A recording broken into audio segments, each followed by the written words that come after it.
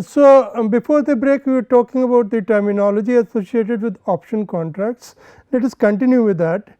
We talked about European and American options. European option is exercisable at a particular point in time.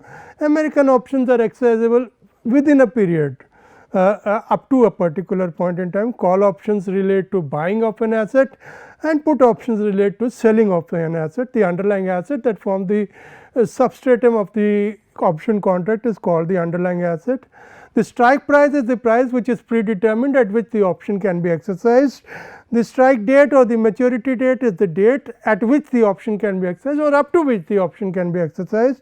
The holder of the option is the person who is entitled to exercise the right embedded in the option contract. The writer of the option who has the obligation to honor his leg of the option is commitment under the option contract should the holder of the option decide to exercise the option. Of course, if the holder of the option lets the option lapse, then the writer goes scot free. The long position in the option, the holder of the option is also said to be long in the option and the writer of the option is also said to be short in the option. Moneyness of the option, this is a technical term, but a pretty simple one. If the current stock price or the price of we shall be using stock as symptomatic of the underlying asset, because commonly stock options are the most useful in terms of academic discussions. So, we shall talk about stock options as epitomizing the option contract. If the stock price, current stock price, today's stock price is greater than the strike price or the exercise price, a call option is said to be in the money, whereas a put option is said to be out of the money. Why? Because if the current stock price is greater than k, that means you can make a profit, as we shall see later. You can make a profit by exercising the call option. Therefore, it is said to be in the money. However, if the current stock price is greater than the exercise price, you cannot make money out of the put option, because the market price is greater than the exercise price. You would rather sell in the market than sell under the option contract. So, you will not exercise the option and therefore, you cannot make money out of the option contract if it is a put option. The converse is the case. If S0 is less than k, then the call option goes out of the money and the put option comes into the money, because you can then sell the asset at a price higher than the market price and thereby make a profit of it. And if S0 is equal to k or close to k, the option is said to be at the money. Now, there are two types of values of options. In fact, it would be more precise if I say that the value of the option contract at a particular point in time can be segregated into two parts. Number one is the intrinsic value of the option, the number two is the time value of the option. The intrinsic value of the option relates to the moneyness of the option. In other words, it is the profit that could possibly be earned if the option was exercised forthwith, exercised immediately. If it is a call option, then you can buy the asset at the exercise price and sell it in the market at a higher price, and therefore, in that case the value of the option would be ST minus k, because it is a right, it cannot have a negative value. Therefore, the intrinsic value of the option will be given by maximum of 0 and ST minus k. ST is the stock price at a given point in time. So, this is the intrinsic value of the call option, maximum of 0 ST minus k. In other words, if ST minus k is negative, the option value will be 0. It will not be negative because it is a right. Conversely, in the case of a put option, again because it is a right, its value cannot fall below 0, but it will have a positive value only if the strike price is higher than the current market price, because then you can sell the asset, the underlying asset at a higher price than compared to the market price and thereby make a profit. The second component of the value of the option is called time value of the option. Time value of the option is defined as the market value of the option, which is the option price, option premium, minus the intrinsic value. I repeat, time value is equal to the option price, the current market price of the option minus intrinsic value. It is interesting to understand the source of this time value of the option. From where does this arise? You see, it may so happen that at a particular point in time, the option may have no intrinsic value. For example, in the case of a call option, we may have a situation where ST is less than K, ST is less than K. In this situation, because ST is less than K, you would rather buy the asset from the market at ST rather than exercising the option and buying it at ST. At K, sorry, at K. So, you would not exercise the option. However, that does not preclude the situation that as on maturity of the option at capital T, as on maturity of the option, the situation may not reverse. There is always a probability that as on maturity of the option, we may have S capital T is greater than K. Howsoever small that possibility or probability may be, but there is a distinct probability that on the maturity of the option, the market price may be more than this strike price, and thereby on exercising the option on maturity, you could make a profit. Now, because of this possibility or probability, this probability enjoys a certain price. Nothing is free in this, it is very often said there is nothing called free lunch. So, this chance of earning a profit on the maturity of the option, if the things improve, if situation improves, if there is a radical change in the environment, and as a result of it, you see the stock price is a random process, is a stochastic process. So, it evolves in an unpredictable manner. There is a distinct probability that as on maturity of the option, the stock price may exceed the exercise price, and thereby you could earn a profit. That profit's current worth would be embedded in the option price as worked out or as interpreted by the collective wisdom of the market, and that is what gives rise to time value of the option. So, time value of the option arises from the unpredictability of the price of the underlying over the remaining life of the option contract. Now, there is some notation which is more or less standard and which shall be universally utilized. Small c represents European calls, small p represents European puts, S naught is the current stock price, S T is the generic stock price at any point in time T, and S capital T is the stock price on maturity of the option. K is the generic term for strike price, capital T is the life of the option, and sigma is the volatility. We will encounter it later. Capital C happens to be the American calls current price, premium or price. Capital P happens to be the American puts price. The rest of it is D0 is the present value of any dividend that is going to arise during the remaining life of the option contract. It is the present value, the D0 means present value, D0, 0 means present value, the present value of dividend that may be that may arise during the remaining life of the option contract. R is the risk free rate. Let us start with the simplest example, a long call. What is a long call?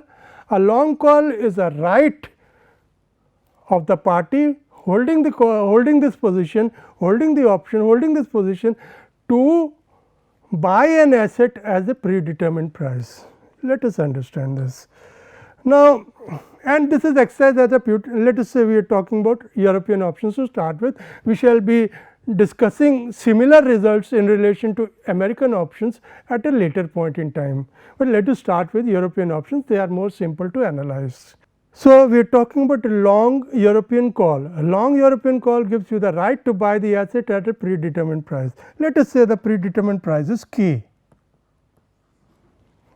Now, let us say on the date of maturity of the option, the market price of the underlying asset is ST. Remember, call option is the right to buy. So, if ST is the current market price and k is the price at which you can buy under the option. The first thing is, if St is less than k, what happens? If St is less than k, that means the current market price is lower and the price at which you can buy under the option contract is higher. Now, remember, you have the discretion, you do not have the mandatory obligation that you must buy under the option. You may buy under the option, you may let the option lapse. So, in this situation, when St is less, the current market price is less and the exercise price is higher, you are determined to buy the asset. Which would you choose? You would obviously go to the market and buy the asset rather than exercise the option and pay a higher price. That is common sense. So, in this situation, you would not exercise the option. So, not exercise.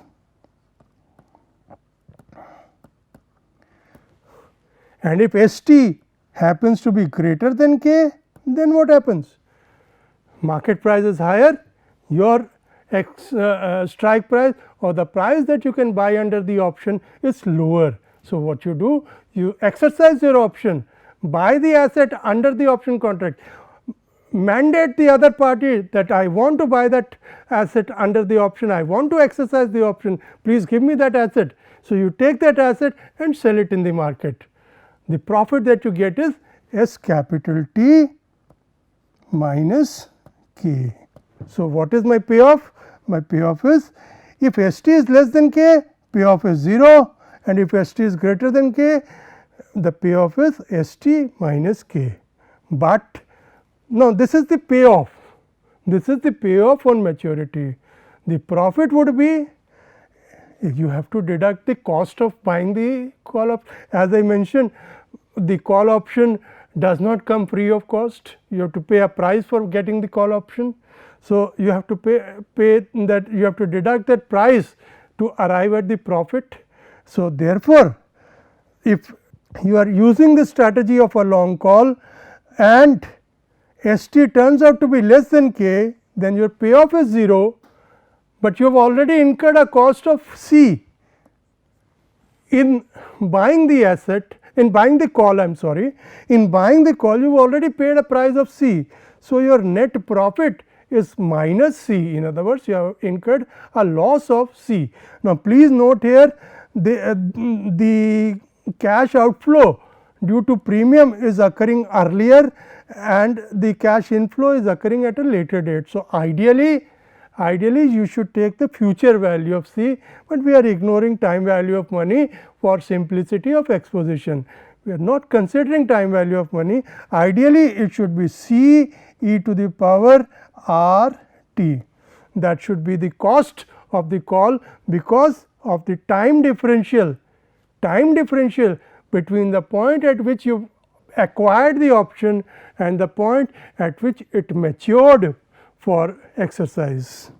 Now, in the case of the second situation, the profit turns out to be St minus k, which is the payoff, less the price of setting up the strategy, which is C, and of course, if you incorporate time value of money, instead of C you will be using C e to the power R t, that is the future value of the cost of setting up the strategy, cost of buying of the call option. Now, it is very clear from here that because St is theoretically unbounded,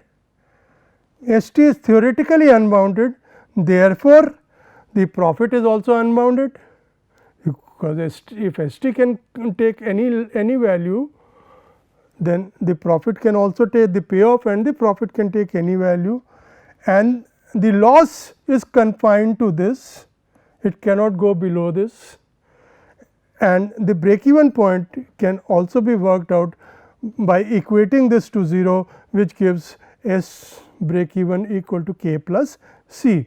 The diagram is presented here at the point k, up to the point k, because the option will not be exercised, the loss will be minus C.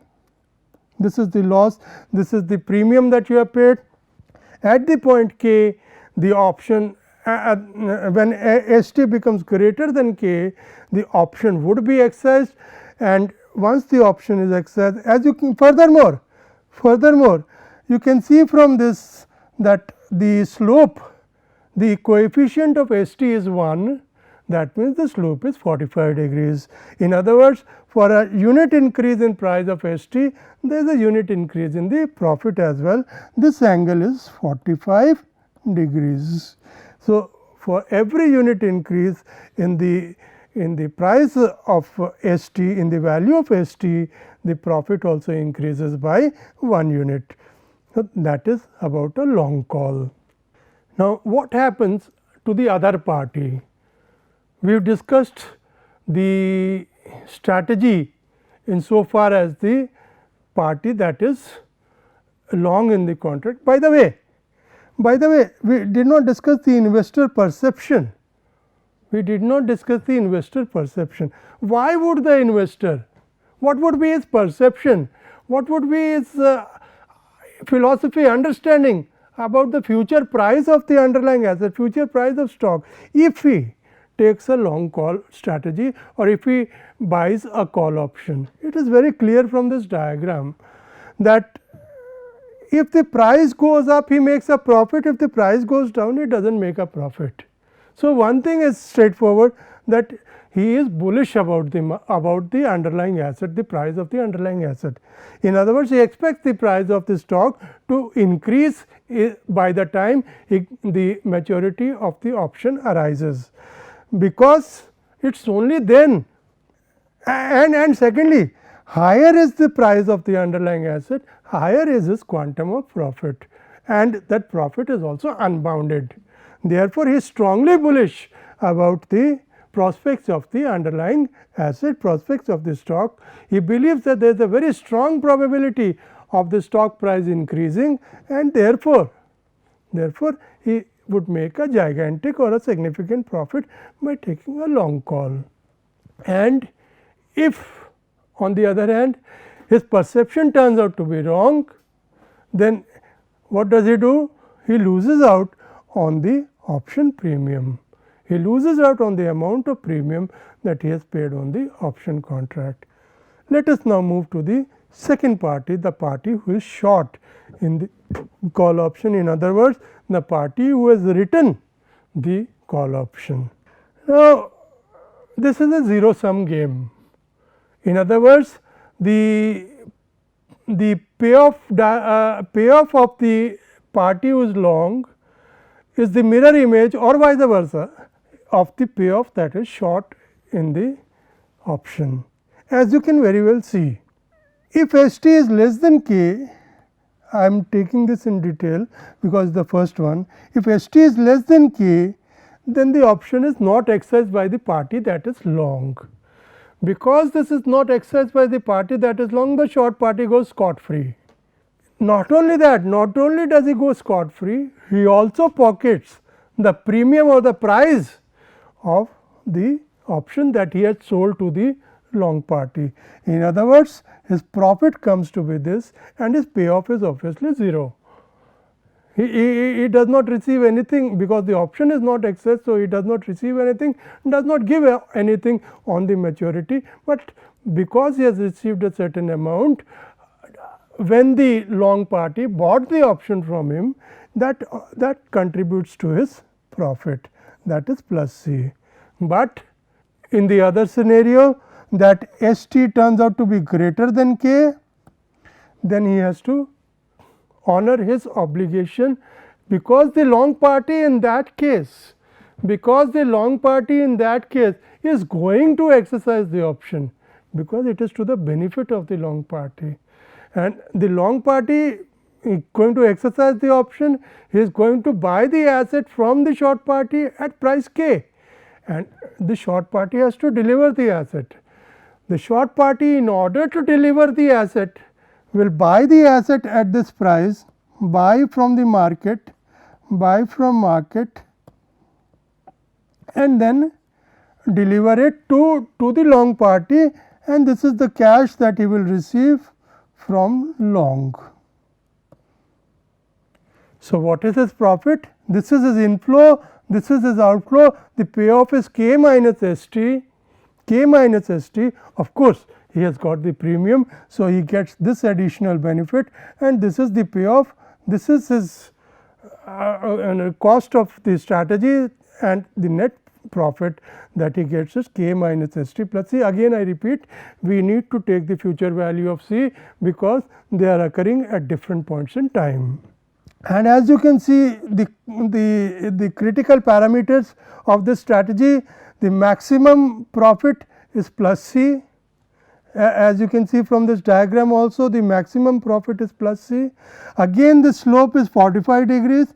So, every 1 rupee increase in stock price is going to contribute to the loss of the short party by 1 rupee or 1 unit of money, and the break even point is k plus C. As you can see here, this is the break even point, k plus C. So, that is about it. This is C, and because as I mentioned earlier, it is a zero sum game. So, the profit in the case of long call is unbounded, the loss in the case of short call is also unbounded. This can extend indefinitely. Okay, now there is a very interesting topic, relation between premium or price and the strike price, relation between the market price of a call or call option and the strike price. What is the strike price? Let us talk about a call first. Call option, strike price is k. That means, strike price is the right at which I can buy an asset. Let us now look at a situation where we have two options, call A, call B.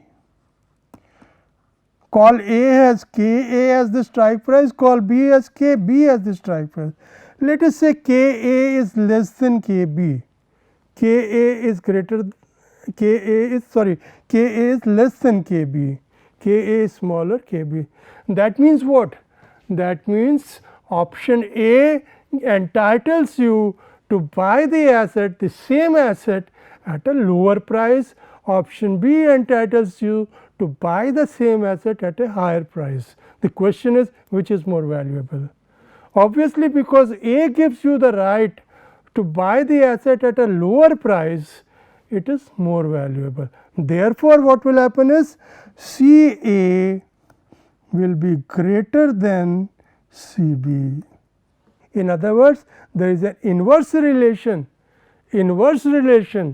between the strike price and the premium or market price. The lower the strike price, greater is the value of the option, because it entitles you to buy the asset at a lower price, and therefore, higher will be its premium or market price. The converse is the case of a put option. So, again you look at two put options, put A, put B. As in the earlier case, let k A be less than k B. That means what? That means you can sell the asset under k A, under put A at a lower price. You can sell the same asset under put B at a higher price. Obviously, because you can sell at a higher price, the value of that option is higher. Therefore, it must hold that P B is greater than P A. In other words, in the case of call options, the relation is inverse. Strike prices and premia are inversely related.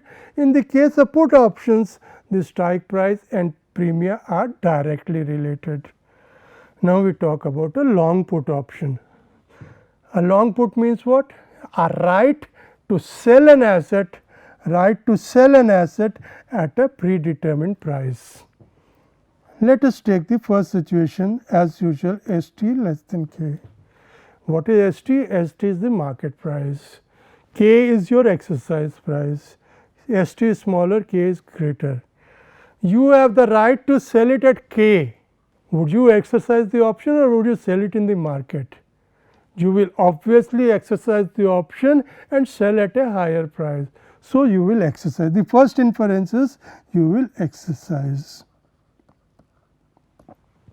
Now, when you exercise the option, you get an amount k, and what you do is you buy the asset in the market at ST, buy at ST and sell at k. So, the profit you are making in this scenario is k minus ST. In other words, the payoff, because we are not considering the price at the moment. So, it is the payoff, and the payoff turns out to be k minus ST if this holds. If market price is lower, the strike price is higher, you end up with a payoff of k minus ST, because the option will be exercised by you. And of course, if you deduct the price of getting the option, the premium that you have paid for acquiring the option, you end up with this profit. And in the other situation, when ST is greater than k, when ST is greater than k, you would rather sell in the market than exercise the option would lapse, your premium would be a loss, and therefore, your net profit would be minus p. The diagram is shown as this. Now, in this case, if you look at it carefully, the profit is bounded. The profit is bounded. Why it is bounded? It is bounded because ST cannot take a value less than 0, ST cannot be negative. So, the maximum profit that you can make it k minus p, this is k minus p. This is the maximum profit that you can make, it is bounded. It is bounded due to the fact that ST, the stock price, cannot be negative, price of any commodity cannot be negative. So, the maximum profit is this. The maximum loss, as you can see, is confined to the amount of premium that you have paid, and the break even point is given by this, which is k minus p. This is k, this is k. So, this will be k minus p. And what about the investor perception? It's quite obvious from this diagram. You make a profit only if the price goes down, and therefore, the implication is that you will take up this strategy.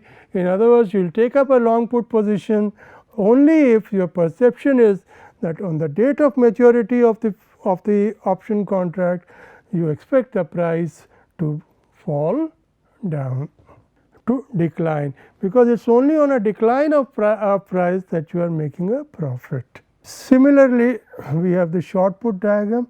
Now, the interesting part is we need to understand one or two things here, small things. I will not take up this in detail, because they are very similar to the short call situation. I want to talk about investor perception here.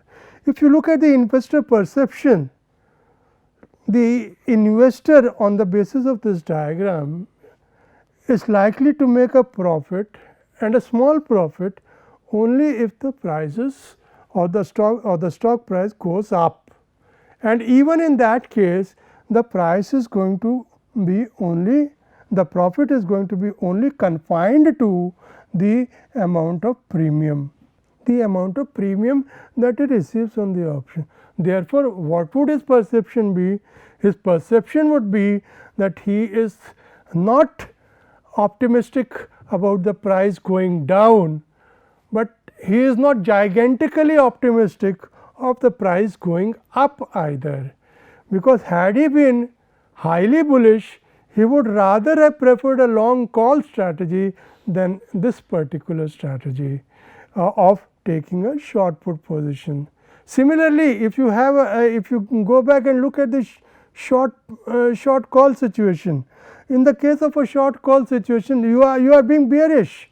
You have the perception that the price would go down, but again you are not so powerfully bearish that you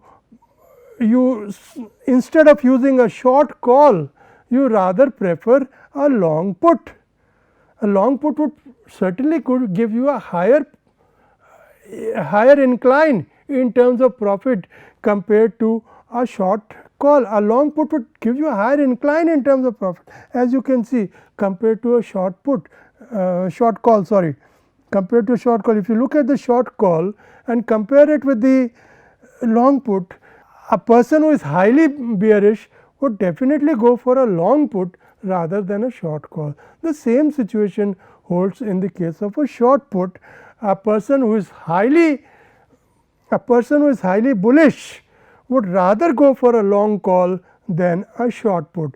A short put, you have a profit, but that is only confined to the premium that you receive by writing the put option. One more thing, it is a very important relationship, very important relationship, which is given the term put call parity. We establish this by the concept of, by using the no arbitrage requirements. I will take it up in the next class. Thank you.